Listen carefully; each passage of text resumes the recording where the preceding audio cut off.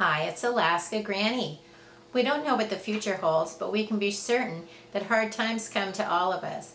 We don't know if there's going to be a pandemic, if there's going to be a winter storm, an economic downturn.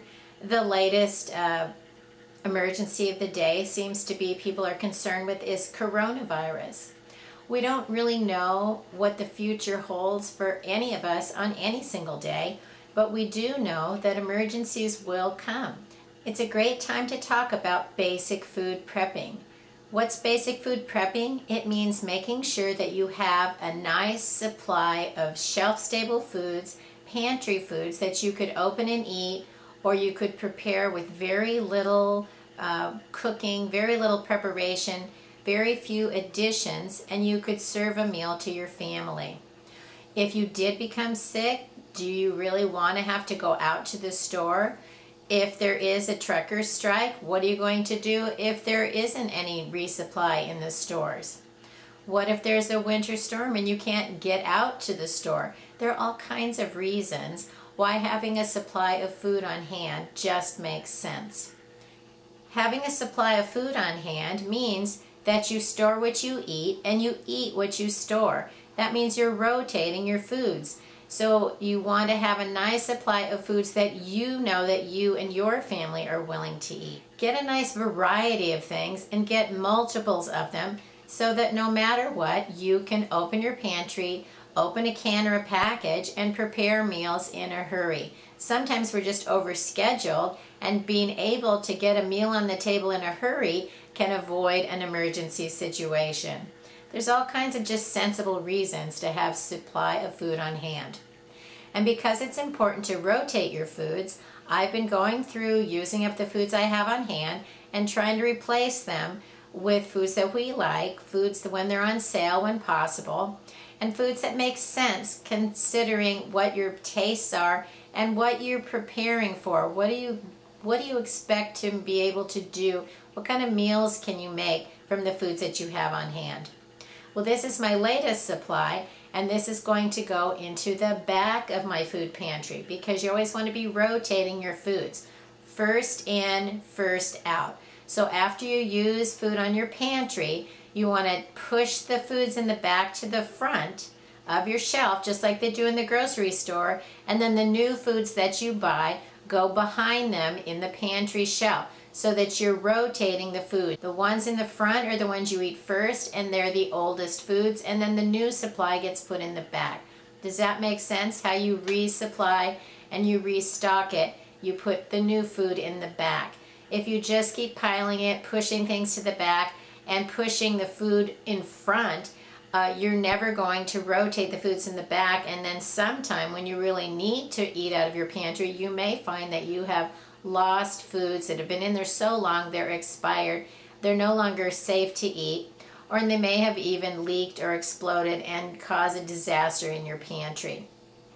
Canned and packaged foods come with a date. It's a best by, sell by, or use by date. It's not an expiration date. It means that the food is guaranteed by the manufacturer to still be the best top quality, good to eat, tasty, and still full of the nutrition that's written on the label, and start to deteriorate after that date.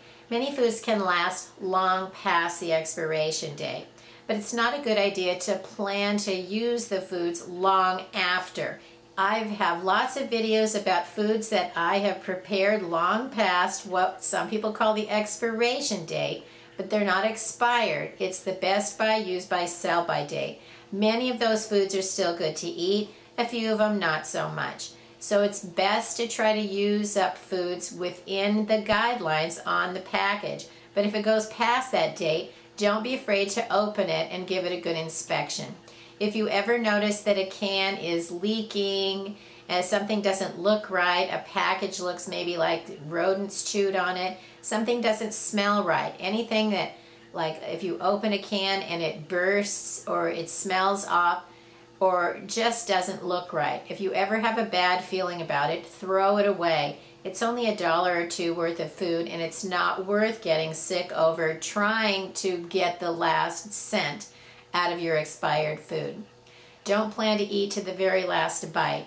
because it's just not worth it if food is questionable, and that's when you throw it away.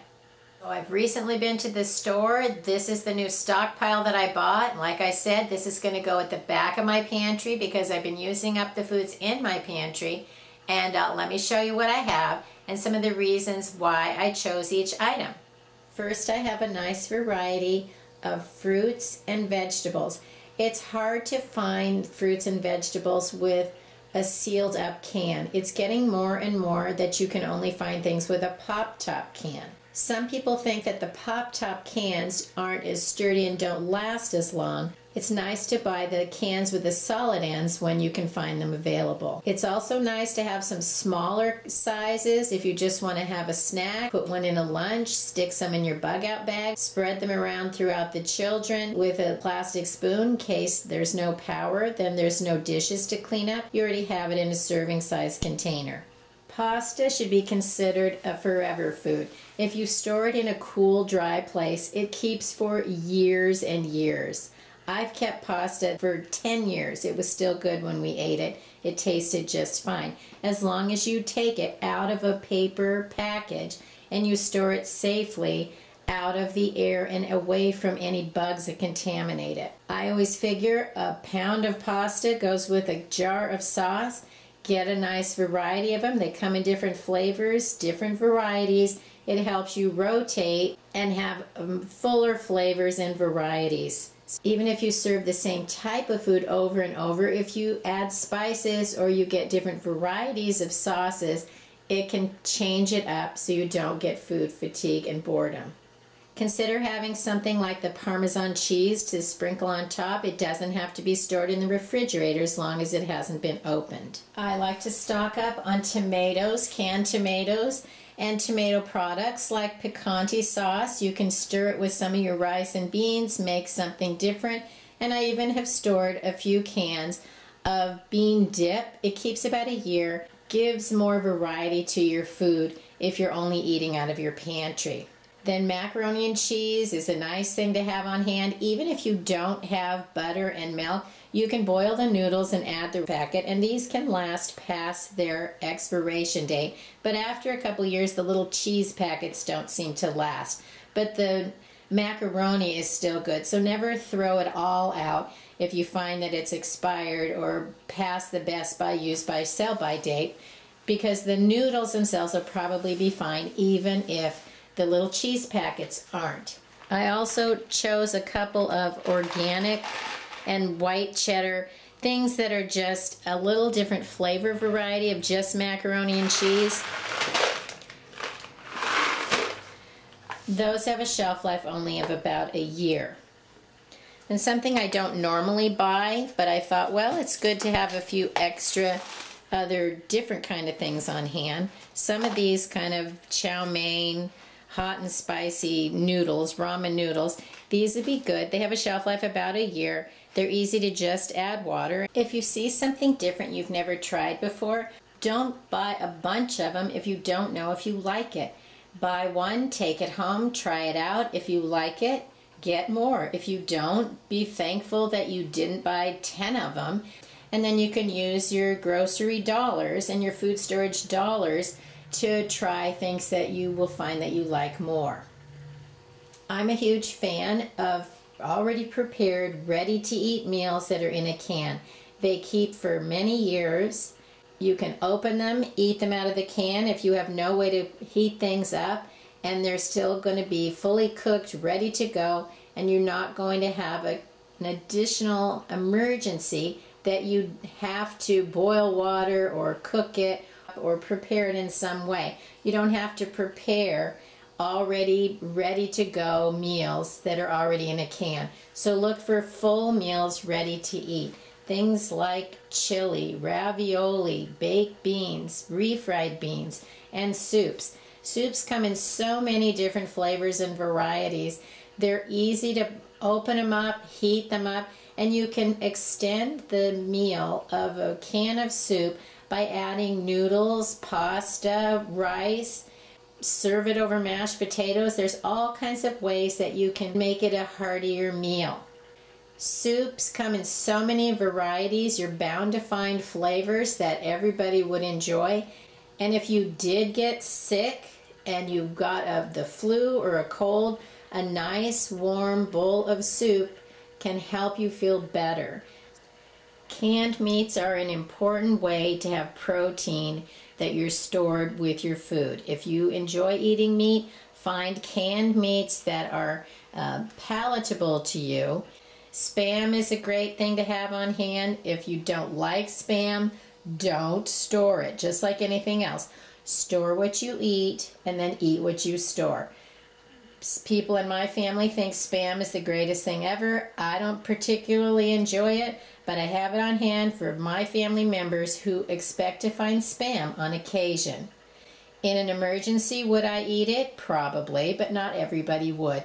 And to think that people will eat whatever they can get is not really true. So don't store food you're not going to eat. Have on hand things that people are willing to eat, and as normal as possible is what you're trying to do. Maintain your regular meal times, serve things people are familiar with, and see your way through to figure out what to do next. Then after you have a nice pantry supply of foods, stock up on some dried foods like rice, beans, and oatmeal. They're very long lasting, they're inexpensive. You can add the rice to lots of different things to make a meal go farther. You can soak and cook some beans. 20 pounds of rice, 20 pounds of beans can feed you for almost a month if that's all you had. But one way to stretch your food is to serve some rice, some beans every day, and then as supplement, make your meals full, tastier, and more nutritious by using the other canned and packaged foods that you have. You can incorporate the rice and beans into nearly any meal to help your food go farther for much less money. Having a variety is what helps you avoid food fatigue. Make sure that you have a varied diet, and you're probably going to have a better nutritional balance if you're eating a wide variety of foods. Whatever you're preparing for, from coronavirus, pandemic, winter storm, earthquakes, hurricanes, economic downturns, civil unrest, there are lots and lots of reasons why we might have the need for food in an emergency. Food is readily available now, so stock up, buy extras while things are available so that you'll have the things you need no matter what comes your way. If you like my video, I hope you'll share it with someone else you think would enjoy it. Learn more at alaskagranny.com, and please subscribe to the Alaska Granny channel.